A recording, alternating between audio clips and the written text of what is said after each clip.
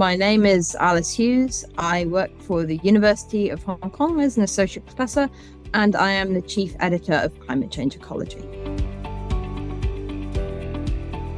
So we're now facing what is often known as a double planetary crisis, a crisis of biodiversity loss and of climate change.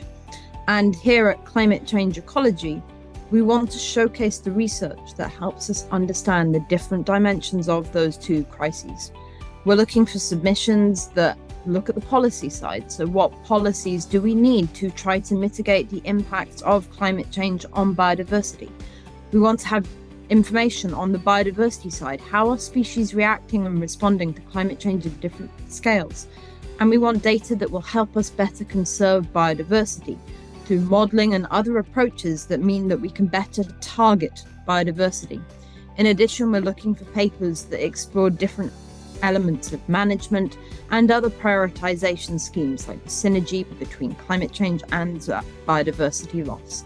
So these are what we want to encompass at Climate Change Ecology, and we will have a broad range of different formats to showcase these different publications in a different range of suitable approaches. So as noted earlier, we're facing a double planetary crisis. And at Climate Change Ecology, we want to provide the data that helps us understand and mitigate what that crisis looks like. Now, that's something that not a whole lot of journals are doing.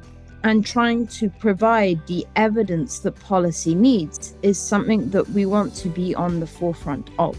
Trying to provide accessible and understandable, comprehensible material for any reader, be that a manager or a politician. This is somewhere where we want to bridge that gap between science and policy and management. So last year was a super year for biodiversity. We had a number of different COPs, which you will see in my first piece, which is my welcome as a new editor, where we actually have a new feature, which is a policy year in review, where we look back at the last year in terms of what big environmental conventions happened and what the significance for climate change and biodiversity are. We are currently discussing special issues, so anyone who is interested in proposing special issues, we are very open to ideas, and we will be embracing these new formats so we can do the very best to showcase the science behind climate change and the ability to translate that to a broad selection of different readers across all sectors and all disciplines, because climate change is going to touch on all of our lives, and we want to make sure that we provide the information to ensure that we minimize the impacts of that on natural systems wherever we can.